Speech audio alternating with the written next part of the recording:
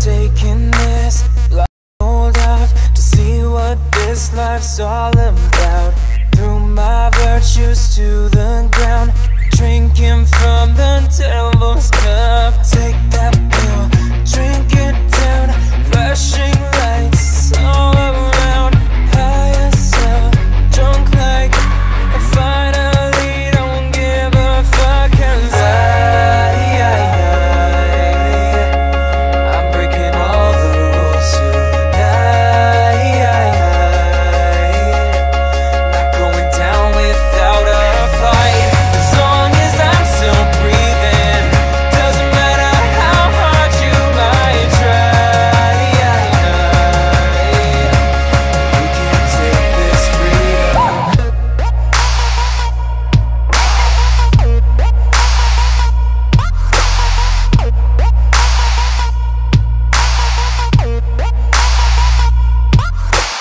Waking up, I'm a mess, sleeping on the bathroom floor. Last night's a blur, don't know for sure, but I'm ready for another round. Talking shit, don't hear a sound. Take a hit and pass around. Higher self, drunk like I finally don't give a fuck. 'Cause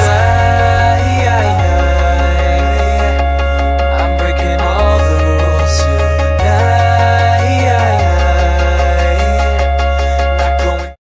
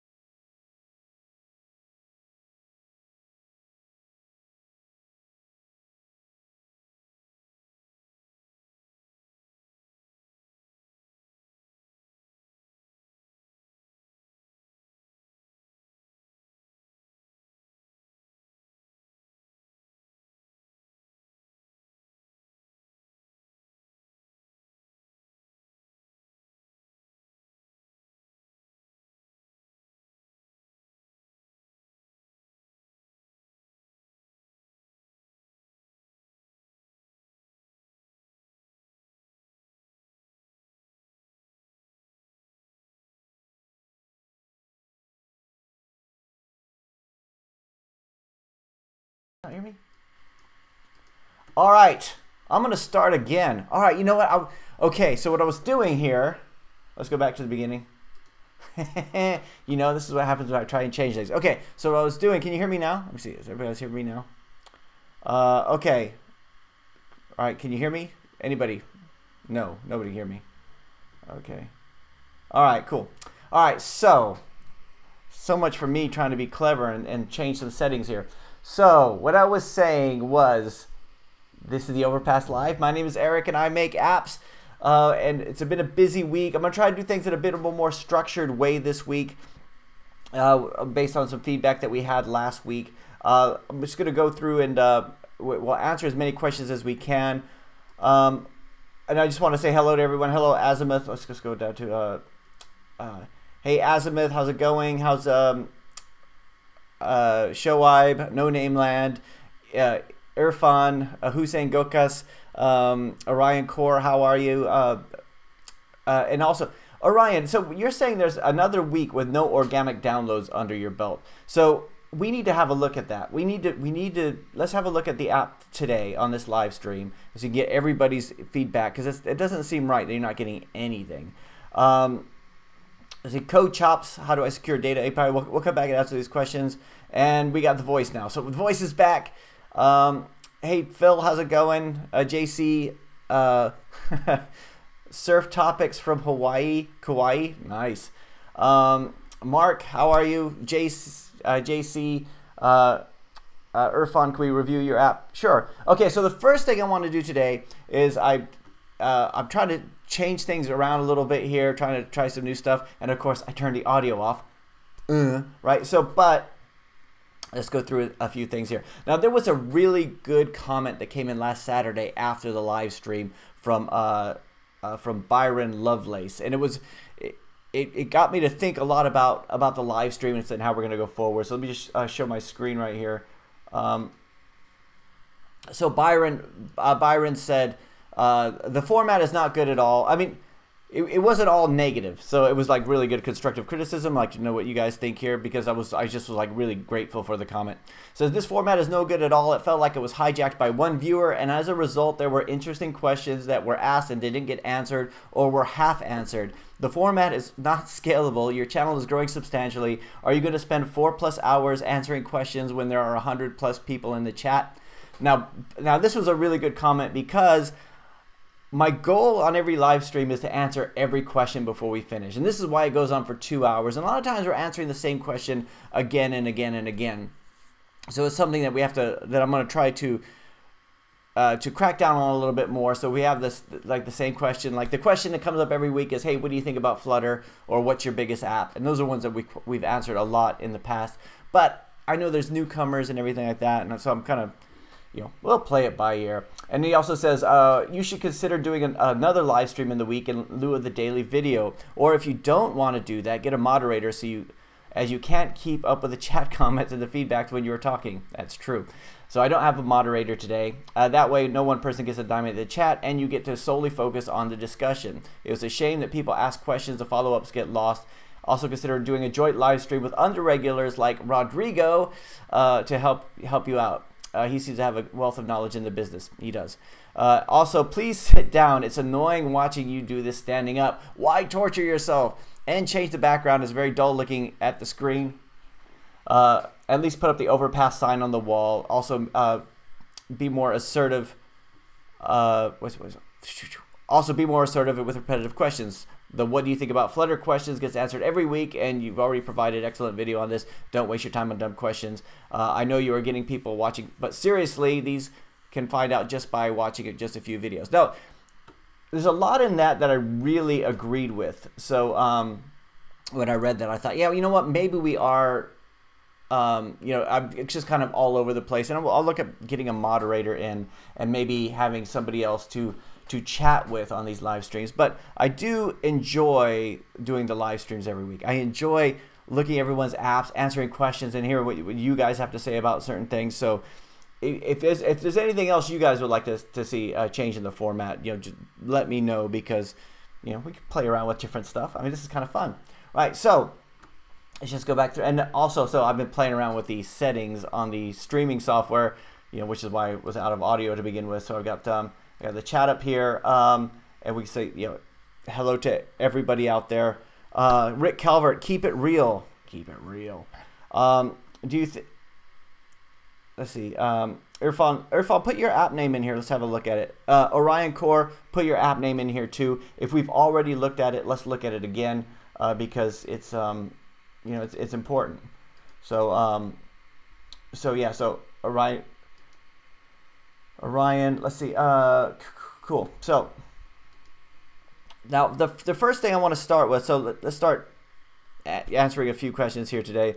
First of all, do you know what? I got an email this week, a couple of days ago, saying that Google Analytics, the mobile support for Google Analytics, is no longer going to be supported. So I have a bunch of legacy applications which I have not moved over to Firebase, and I've always thought, yeah, it's an optional. I kind of like Google Analytics for certain things, and I like Firebase Analytics for others, mainly native applications. But now it looks like I'm going to have to do some migration here. At least I think I have a year. I think it's October 2019 that they gave me as a deadline. That's the one bit of news this week in terms of the app market that I was looking into. And of course, I've been doing a lot of work on client stuff and everything this week, so it's been a bit busy. I want to start with the questions first from Crow Chops, who says, "Hi, how do you secure an API data of app so it couldn't be traced by proxy software like Charles?" Now, Crow Chops, this is one of the reasons why. And we have an application like this now where I have to go through and use Charles or Postman to be able to go look through the API and see if something could be, if it's not, oh, sorry, my phone's ringing.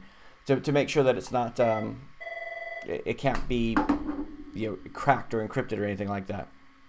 So I have to go through and make sure that all authentication information is getting passed from the application to the API, and that the API could be, like, if you have an open API, like let's say you're like listing a list of products, that's something like you may not need something secure. But let's say you're placing an order for a product, that would be something you need to lock down. So those kind of situations, you generally want to have like OAuth or something like that, but at the very least you have a token. So when you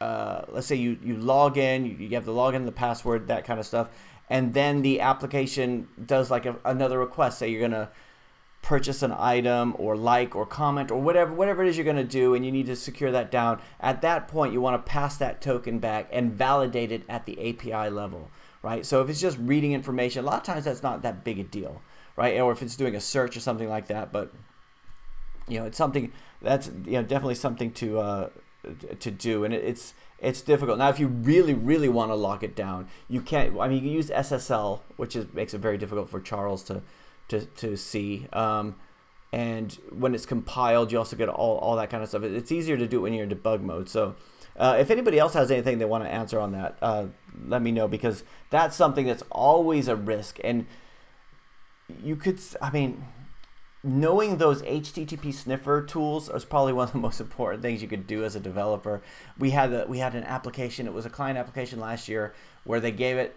Like another company was looking at the back end. We were doing the front end, the app, and it was like we just took over the project, and they were blaming us for every single little thing. And in the end, we had to like the code that we took over. It was difficult to see where the API calls were coming from in the code. It was like one of these, there were no URL strings, there was no compiled posts. They were using all kinds of internal libraries and stuff like that. So it basically, when you're in a crunch, you can think, I could either go through and figure out how all this library works, or I could just use Charles and see those HTTP packets going back and forth. So I could look at the headers, I could look at the response, and I could do all that kind of stuff. And they're just invaluable tools. On Windows, I used to use Fiddler 2, which was another thing when we do Ajax stuff. But on Mac, we use Charles.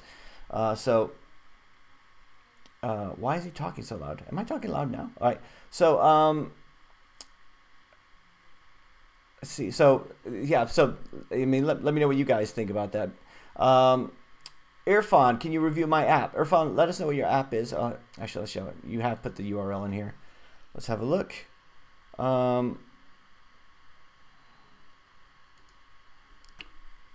Okay, so let's go up to, we're going to look at this app for Irfan, which is called Christmas Songs. So let's go to share the screen here.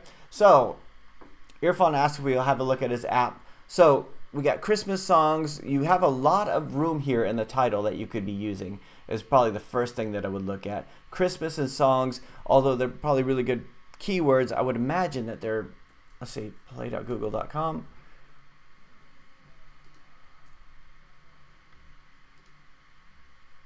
Let's see. Let's go to Google Play and have a look at this on the Play Store. So if I did a search for Christmas songs, I would imagine we have a lot of them. I mean, under the app category. I mean, obviously we're gonna have them under like CDs and stuff. So let's see. We got Christmas song, popular Christmas songs. Which one do we have here? We've got the Indie Cat. Yeah, I mean, we got a lot of apps named Christmas songs. So from that, this is where we have to start thinking about, because Christmas songs is the most logical title. That's the one that you think they would be searching for. But until you start getting some reviews and start getting more traction in the rankings, you're gonna have to think about what else can you do that they might be searching for. Would they search, like if I was searching for Christmas songs, would I search for Jingle Bells? Would I search for a specific song? Would I search for chorus? Would I search for, what would I search for? So this is one of the situations where you do have, like, all right, let's do last week we used Uber Suggest and it wasn't working for us, but let's do Let's try it again.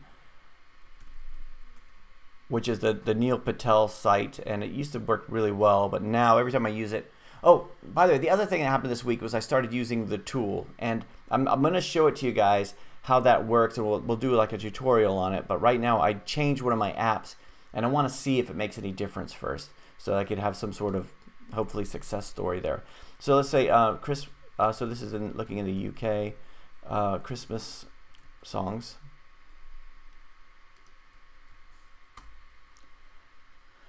So let's see what comes up here. Traffic lights. You know what? We actually released an app this week with CAPTCHA in it, and it was this kind of CAPTCHA, and the client came back and said they don't like this kind of CAPTCHA. Oh, come on. All right. Okay, let's just do. That's too much. It's too much. Let's just go Christmas songs. So if we type in Christmas in Google Play, we're going to get the suggest anyway. So we got Christmas games, Christmas songs, Christmas books free, Christmas countdown, Christmas ringtones. So Christmas songs, we could do Christmas song book. We could do Christmas lyrics is a good one. So let's have a look at the description here. So Christmas is coming. Enjoy Christmas songs with your family. Merry Christmas to all. Enjoy Christmas music. You might want to capitalize Merry Christmas. Top 10 Christmas songs. We wish you Merry Christmas night. Yeah, I mean, what I would do is put some bullet points in here.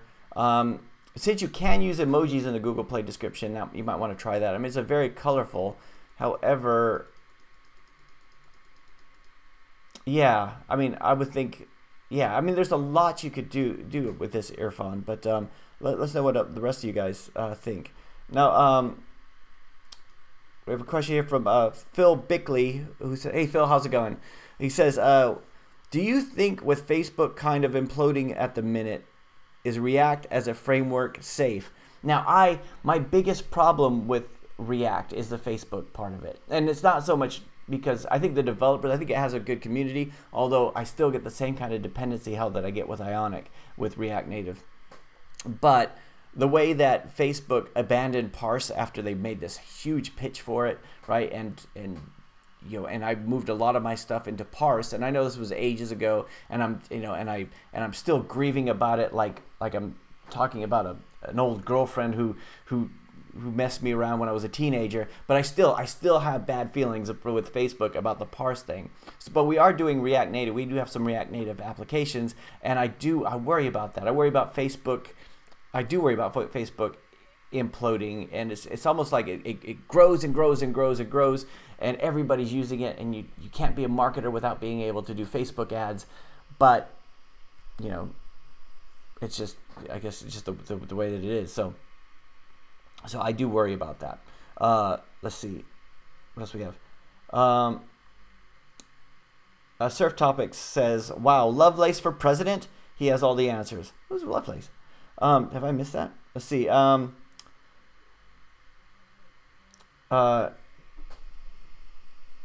Azimuth PH says, "We have a Facebook group. You can post your queries there." That's true. So we do have a Facebook group. It's called Entrepreneurial Devs at the Overpass. If you ask a question there, then you'll get an answer from everybody. I mean, I'll see it too, and that's probably the best place. We have a lot of questions here, but the live stream's kind of fun too.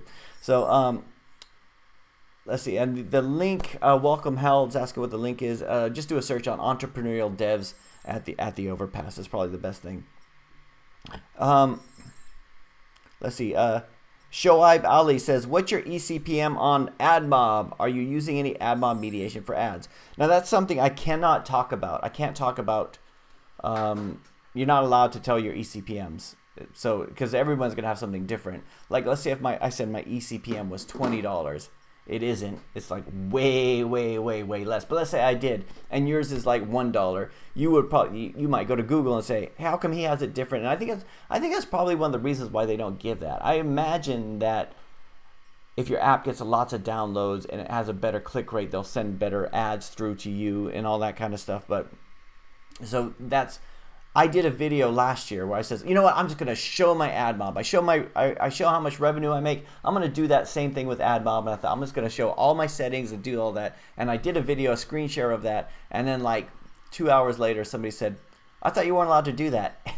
And then I read the terms and conditions. Like, oh my God, I'm not. So I removed it immediately. So it's one of the gaps in the videos that I did, because I think it was number 75 or something like that. So I had to remove it. But that's just one of those things I can't talk about. So and I mean when I was on Snapchat, sometimes I would kind of show that, but because it would disappear. But it's kind of thing I don't want to get in trouble for. Coach Op says, about API security, why don't we use end-to-end encryption? Well, I mean, you can use end-to-end encryption, and you could do, you can. I mean, end-to-end encryption would slow things down, though. So I assume when by meaning end-to-end encryption, you're talking about having a client certificate on the client and a server certificate on the server, and having it do it that way rather than the SSL through the private and public keys. At one point I did a lot of research into this kind of stuff, and in the end it just seemed like everything else was overkill. It would really slow down the code. So what you want to protect yourself against is packet sniffers, or not actually. Packet sniffers are not so big a deal, because, well, no, they are. If you're like in a public network, somebody can see the network traffic and figure out what it is and go back through there, I suppose. However, if you know what the API is too, you could just start chucking stuff into there too. So so it's always good to use. I mean, pretty much everything's going to SSL now anyway, because it's so easy to set up. Rick Calvert says, what design patterns do you like using the most? You know what, I want to say singleton, because every time you ask somebody about in a job interview, you ask them about design pattern. What's your favorite design pattern? They always say singleton, because that's the only one that they remember.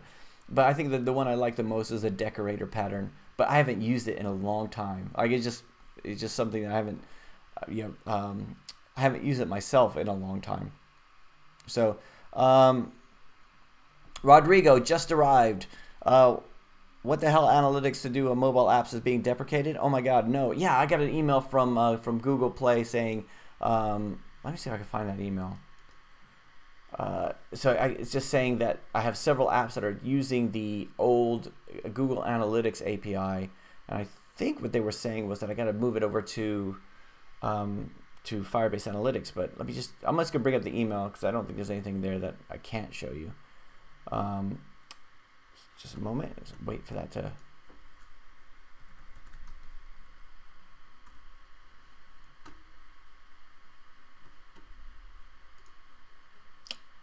Okay, so sorry, just running a little bit slow at the moment. So yesterday I went to the gym, and somebody said something about me losing a bit of weight, and so I was like feeling really chuffed with myself, and I went to the gym yesterday, and then I ended up like, I've been going every day, but I think I may have lifted a little bit more than I should, and I completely threw out my back. So that's one of the reasons I'm sitting down. It was a comment from Byron about sit down, but it's also the it's also just my back is hurting. I'm getting old. Let's see. It says, dear Google Analytics customer, you are receiving this email because the first wave of customers who have been identified as users of the older style of Google Analytics for mobile apps reporting, and the Google Analytics, specifically these codes. We want to know that in October 2019, we are going to be sunset our Google Analytics for mobile apps reporting and the Google Analytics Services SDK. We are investing resources in the latest style of app reporting in Google Analytics that works in conjunction with Firebase, Google's integrated app development platform. As such, the following will take place. In 2019, we will begin to decommission properties that receive data exclusively from Google Analytics Service APIs, yada, yada, yada. So, yeah, I mean, for me, it doesn't bother me that much, except for the fact that I have to go and change a bunch of apps. That's more my thing. So, and I don't know why I got the email, Rodrigo, and you didn't, but I did. So let's see. So Irfan, you sent me the. So was I looking at the wrong app this entire time? All right, let me just catch up with these. All right. So I clicked on the link that you sent me, Irfan, I think. Let's go back into it now.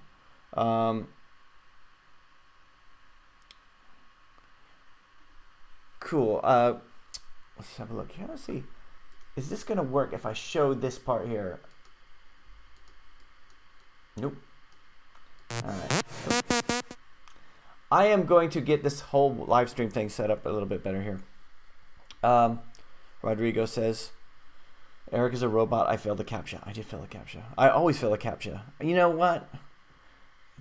I don't understand CAPTCHA. So CAPTCHA is kind of cool. Like, let's talk about APIs, all right? We're talking about APIs, and we're talking about things go back there. A lot of times a CAPTCHA seems to be focused on the front end of the application. So if you have a packet sniffer and you're able to bypass the web page in a web situation altogether, then the CAPTCHA is not really going to help you any, is it? It's mainly to stop the automated thing going in there. But if you're looking at the packets going back and forth, like if you're using AJAX calls, you would still be able to do that. And maybe it's something I just don't understand quite about it. It's almost like it's like I remember once working in an investment bank where everyone started getting these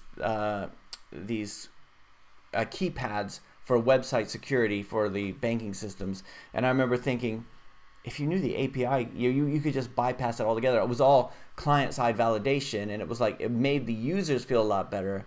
But as a developer, I knew that if I knew my way around that, I could still get straight through. And that's unless it's, unless it had like some sort of encryption and everything in there too. So let's see. Irfan. All right, Irfan, we'll look at your app here in a second. And totally irrelevant. Please read this comment in full. Sorry, I'm sorry. I'm trying to keep up. Well, I'll tell you what. Next week. So next week I'm moving to a new office. Right? If I move my live stream a little bit earlier, maybe I can get somebody to help moderate the comments. I know this is getting a bit difficult. Data Plus Code says, Rodrigo says, don't go with React. Facebook is going to die soon. Maybe they stay as a name only because they own Instagram. But I don't know. I don't think Facebook's going to die. I think Facebook is, Facebook,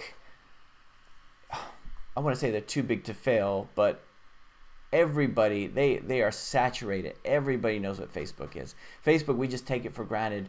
Your grandmother's on Facebook, your kids are on Facebook, everybody's on Facebook, and even if something new came along that was better, it's going to take a long time to migrate everybody from the one platform off to the other. But that's just my take on it. It's not like where we had something like MySpace. I remember with MySpace, I didn't know anybody on MySpace. I wasn't on MySpace. But I remember when everyone started getting into Facebook, and there was a while there I was thinking, well, that's for kids or something. That's not really a thing for me. And then I got on Facebook, and then aunts and uncles and everybody's on Facebook, and it's become this thing, even though. But I don't think it's going to die. I think they're getting. I think with the GDPR and all that kind of stuff, I think their revenue is getting hit a lot because there's only so many ads they could put into Facebook before people will abandon it altogether. So those ads are getting more and more expensive, and they're getting more and more annoying. And there's no option to remove them. There's no option to remove ads on Facebook because they just make so much money from it. And if they did have that option, it would almost be like Facebook as an advertising platform would be less valuable because you could only advertise to people who can't afford to remove the ads, at least in my opinion. No Name Land says, Eric, what brings in the most revenue for your top app? Is it ad clicks or just displaying the ads? I don't know. That's one of the things. I don't know. I'm wondering, do I even access that data? Because you have the RPMs or the ECPMs, and it's both of those things combined. You can see what the clicks are, but you can't really see what you're getting the cost per impression is, or what the revenue per impression is. So that's one of the reasons why. One of the questions that we get all the time on the live stream and around is how. Do you get paid if nobody clicks on your ads? And the truth is, yes, you do, but it depends on on the bid type. And we did a video on bid types. I think last month we talked about there's the CPMs, CPAs, a cost per action, so they'll be like doing a quiz or something like that, and the CPC, the cost per click. So those are the different types. If you're going to take out an ad, those are the ones you would do. So be it. Shoaib says, for marketing, can we post on different Google Plus communities using Buffer? Please explain how. Yeah, I think that Shoaib, yes, you can. I think you should Google that one. But yeah, I mean, Buffer. Have a look at Buffer because that's. I mean, yeah, we do post to. I don't know if you can do it to different ones. It's almost you only have a certain amount of things you can add to Buffer. Like you put your social media accounts in there, and if you're gonna do like, because for me, we were paying like $100 a year for the paid version, and since then I think it's got more expensive for the business version of it. But we're paying $100 a year, and we only got 10 properties. So I had more Twitter accounts in that, and I had to go through and remove some of them and add them. So that might not be the best thing for you. Workout Taylor's TV says, would you go to vulture.com for a server? I've never heard of it. Let's have a look. Let's have a look at this Workout Taylor's. Let's see. Share a screen here. Vulture.com. It sounds like the kind of thing that, I mean, how trendy in .com can you be with the? Oh, we'll get rid of the. We'll get rid of the U and the E. Infrastructure cloud, easily deployed metal server. It doesn't look bad, but I think the thing that bothers me about it is I haven't heard of it. I've never heard of it before now. So I get contacted. By hosting companies all the time. In the UK, there's Fast Hosts. They contact me a lot. There's other ones that are smaller, and my whole thing is, I just go with AWS. I go with AWS because if AWS goes down, Netflix goes down, everything goes down, and there's people working on it. I think to go with a smaller company, they're probably fine. Like I know nothing about them, but my fear on a smaller company like this would be, and I don't know how big they are, how small they are. My fear would be that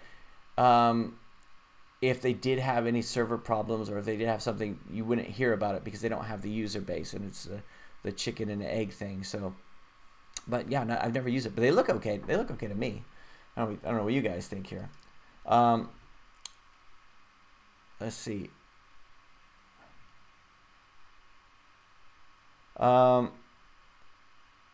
Syed Zain says, how do you market your apps?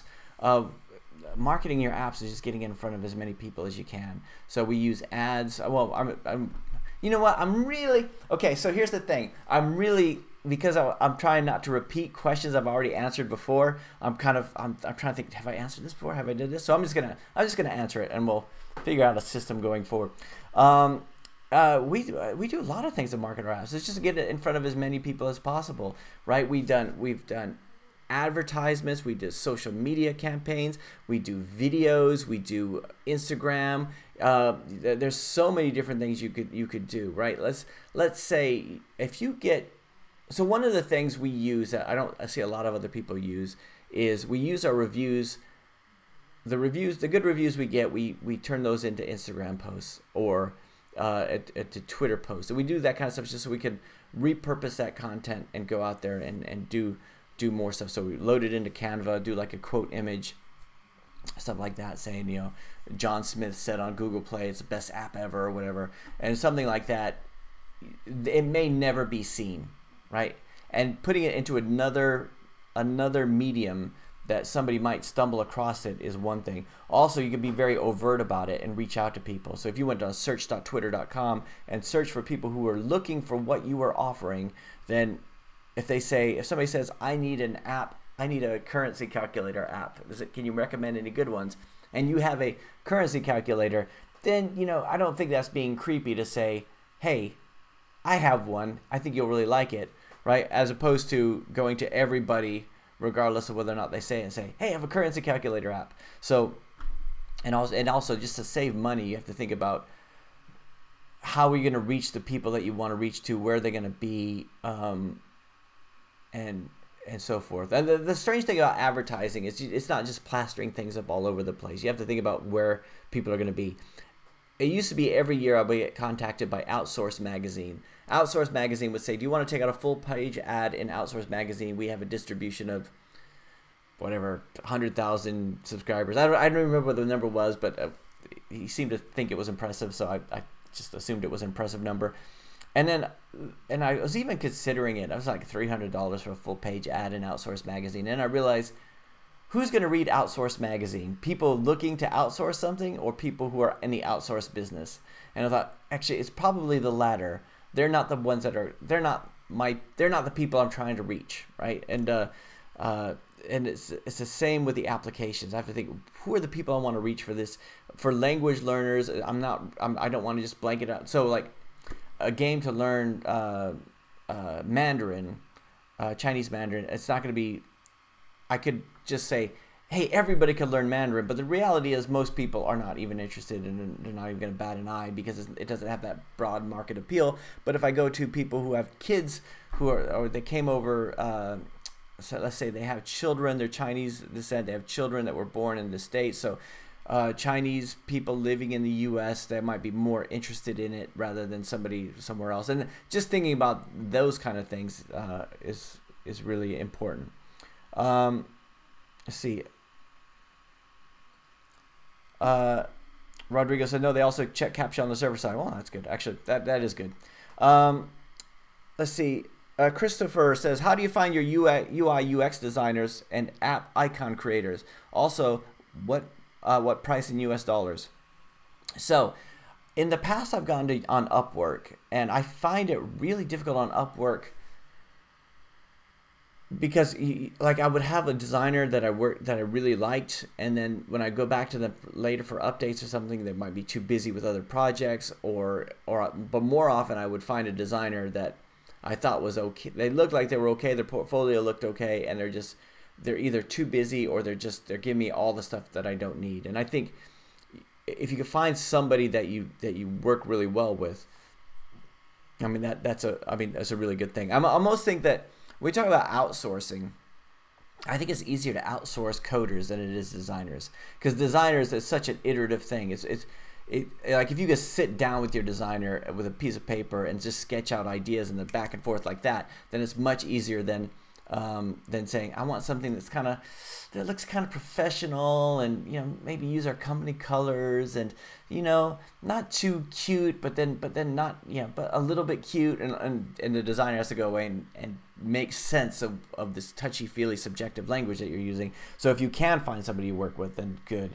I've had a designer we've had a designer on the team full time since 2014, I guess. So we had our full-time designer. She left earlier a few months ago, and we have another full-time designer, Marvin, who's doing design and then the videos as well, or the video editing, which, by the way, I know you guys have pointed out this week the typos in the title. Dude, I noticed all this kind of stuff like after the fact. It's like, but we're working on it. The process is a lot of this week. So this week I hired somebody new, or last week I hired somebody new, and this week continuing on with them. So we're moving to a bigger office so we can have enough room for everybody next week. And we're doing a lot in terms of processes. So trying to think, how do we handle clients that come in? It can't just be Eric doing it differently each and every single time. We have to do different ways as we go. So we're doing a lot in terms of processes, and even in terms of the YouTube videos. How can we do these a little bit more efficiently? How can we get some of these typos, like maybe what I say is not understood and it goes and the title gets wrong and stuff like that. So we're doing that. So yeah, Rodrigo. Yeah, we are moving to a new office, but it's the same building. It's actually just across the hall, but we just need more desks. So we have 2 desks, and I need 3. And then of course we can move more. And in the new office, I'm gonna get rid of this stripe on the wall. There'll be there'll be a stripe on the wall in the other office too, because it's kind of the theme of the office building. But we'll have the Overpass logo up on the wall too. So we're finally get that put back up there again, because I had a poster up here and it kept falling off. Let's see. Eric, Rodrigo says, Eric, have you been making a lot more revenue per day lately because of the Christmas season? Yes, my ad mob is up. It's not up by a huge amount, but it is up. Let's have a look at the daily revenue. Let's have a look at the daily revenue here. I'm gonna share my screen here in a second. Everything seems to be running a little bit slow today on.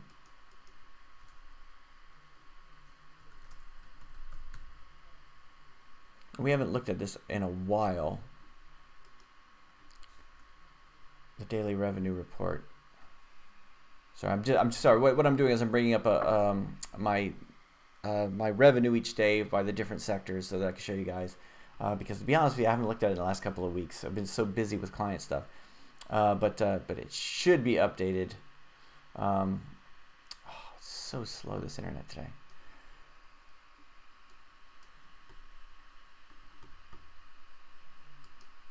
Okay, so while that's loading, let's go through. Jay Patel says, do UX UI designers use Adobe After Effects for animations?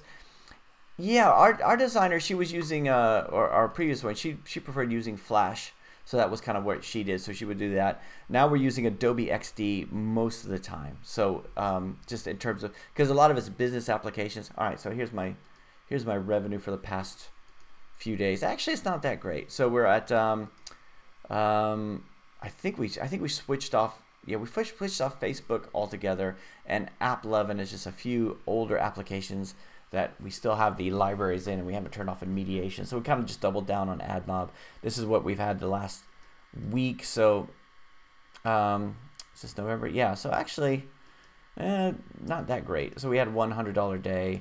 The revenue each day is like £100, 116. So if I show you last year at this time, it's a lot more.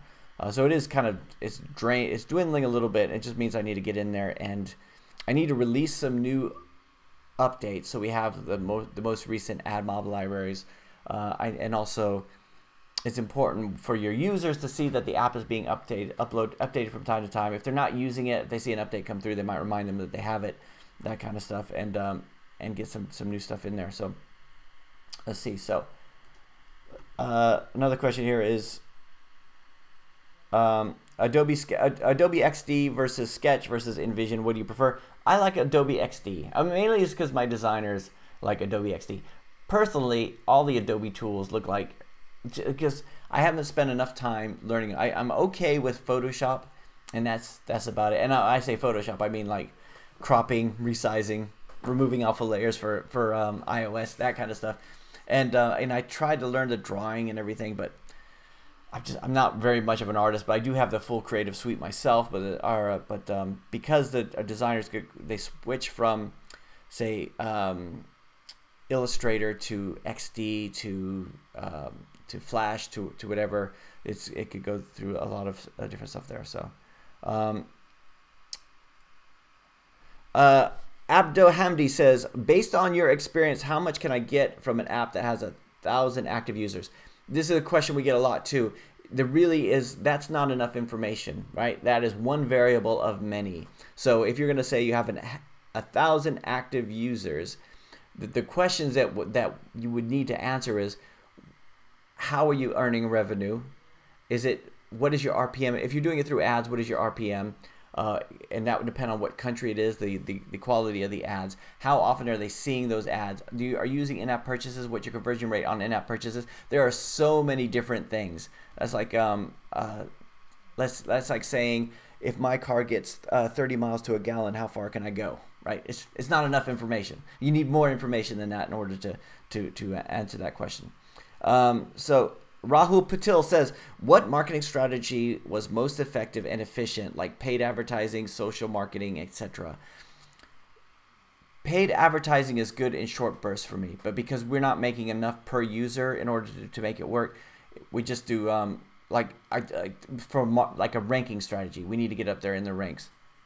The nice thing about using UAC ads, or universal access campaigns, on Google ads is that you can use the machine learning and say, create like a lookalike audience. Say, people who are more likely to make in-app purchases, I want to advertise to them. So but it also means, while it's still learning, you're paying a lot less because it doesn't have that much fill rate, and it takes a while to learn that. So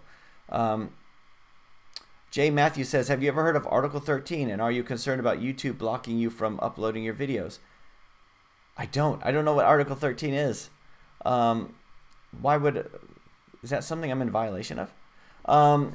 Let's see. Christopher Anugbo says, I have a follow-up question on design. Do I necessarily need one right now to have a successful app, or can I wait until I have a successful app to start investing in a designer? No, you don't need to. So, the thing about, see, I hire designers full time. If I was just doing my own apps, that wouldn't really make sense. But because we do client work and stuff like that too, it's like we just need to have somebody on.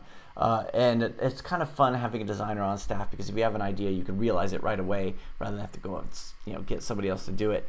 But yeah, I mean, you can have an app that works. I mean,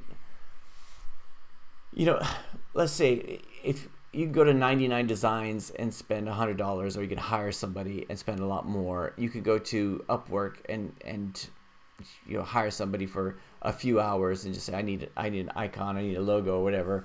And you only need the one icon. So if that's what you're looking for. And what I don't like, and what I really don't like, is having the icons that look like clip art, or they're just like somebody found some clip art, they put it in an icon. It doesn't look polished at all. It just looks nasty. And I see that a lot, especially on Google Play, especially my copycats. They're really bad at it. Let's see. Aryan Dakal says, do you recommend native React for developing Android apps, or is something else that you think might have more functions?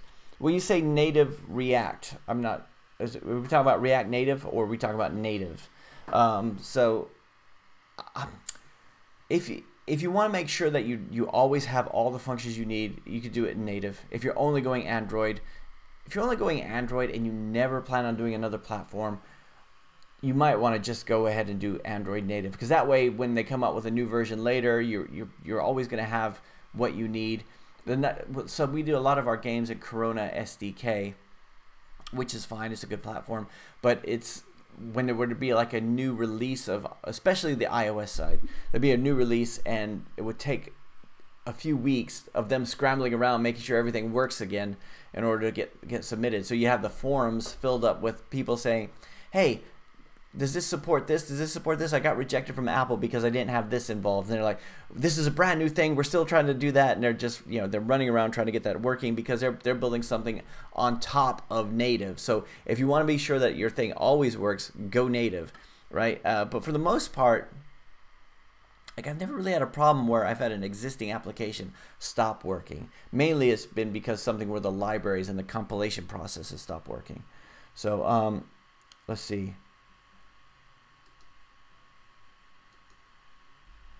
Okay, so let's have a look at this Article 13, because I've never heard of this. So thank you very much, Jay. Jay's put this in here. Article 13. YouTube addresses Article 13. Says EU copyright plan may lead to blocked access. EU's copyright directive Article 13 has come under scrutiny yet again from national and international media. Now, an official response from YouTube was recently published. Official YouTube, blah, blah, blah, blah. All right, I'll have to read this later. I'm not quite sure. Potential liabilities could be so large that no company could take on such financial risk. You know what? We're getting very litigious. Europe's getting very litigious, like the States is, I think. And there's so much. I mean, it's one of these things. It's like the repetitive content policy, where we talk about, like, I could be very afraid about it, but I could just wait to see what happens. So I think it's one of these. I'm just gonna wait and see. I'm just gonna continue posting, and then if I have to remove everything, then I'll remove everything. But I'm not quite sure. I'll go through it and read through that. Let's see. Rodrigo says his downloads are down about a quarter, but revenue is the same, better every day. Cool. Let's see.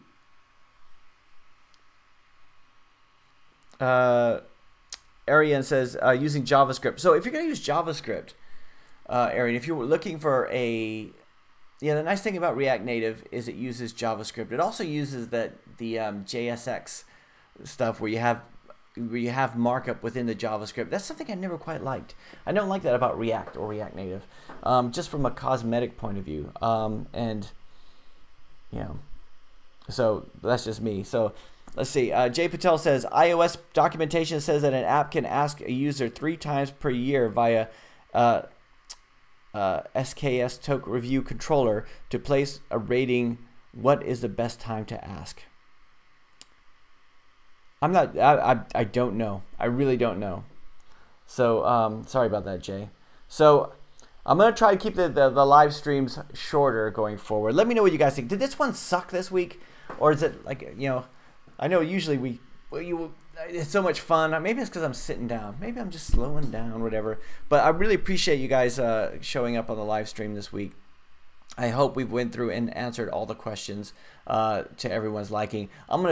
Next week we should be coming from the new office, so I should have a little bit more room. I'll try to, you know, get I'll try to get this set up and everything going so we don't have any technical issues when we start. And I hope you guys have a fantastic week. And sorry if I seem a little bit down today. It's been a really long week, and I think it's taken a lot out of me this week of all the it just seems like every day has been get up, go, go, go. Coming into the office at 4:30 or 5, you know, going home, having being through the day, going home, having dinner, coming back into the office until like 10, going back home. Yeah, and going to bed and start the thing over again, just because there's so much going on at the moment. But you know, but hopefully we'll get back. Yeah, hopefully next week things will ease up a little bit, and we'll move into the new office. We'll get a few more people in to help, and things will be good. So everyone, thank you so much for coming to the live stream. I hope you guys have a fantastic weekend and a fantastic week.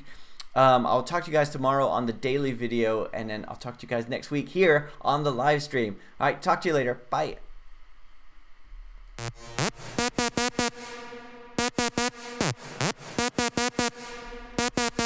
Taking this